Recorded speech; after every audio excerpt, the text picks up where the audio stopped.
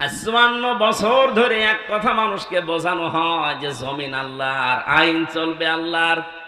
এ কথা বলতে গেলেই যারা আমাদের বিরুদ্ধে অবস্থান নিয়ে মিথ্যা কথা ছড়িয়ে দেন যে এই দেশে যারা একামতের দিনের দায়িত্ব পালন করে তাদের আকীদা ঠিক নেই, এই ভুয়া ধোঁয়াটা তাদের উপর আপনি দিতে পারলেন। মিথ্যা অভিযোগ একটা। অন্য যে কেউ এখানে আছেন আমি চ্যালেঞ্জ দিয়ে বলতে পারি, কোরআন শরীফ মাথায় নিয়ে বলতে পারি, যাদের উপরে এই মিথ্যা তহমত আপনারা লাগিয়ে জাতির কাছ থেকে আলাদা করতে চান যে জামাত ইসলামী বাংলাদেশের আকীদা ঠিক নেই। কে বলেছে আপনাকে?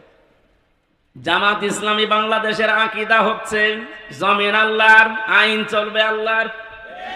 এর বাইরে যদি জামাত ইসলামের আকীদা থাকে আমি এক্ষুনি এখান থেকে চলে যাব।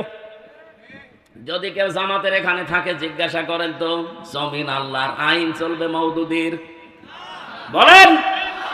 আপনি কোন কারণে মিথ্যা তহমত দিতে আছেন এতদিন? ৫৫ বছর ধরে এক কথা মানুষকে বোঝানো হয় যে জমিন আল্লাহর, আইন চলবে আল্লাহর।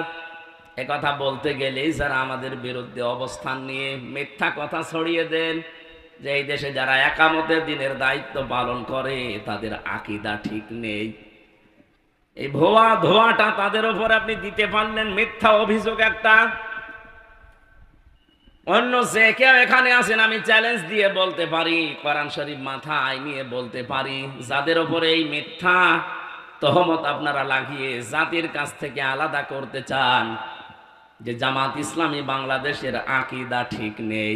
কে বলেছে আপনাকে? জামাত ইসলামী বাংলাদেশের আকীদা হচ্ছে জমিন আল্লাহর, আইন চলবে আল্লাহর। এর বাইরে যদি জামাত ইসলামের আকীদা থাকে আমি এক্ষুনি এখান থেকে চলে যাব।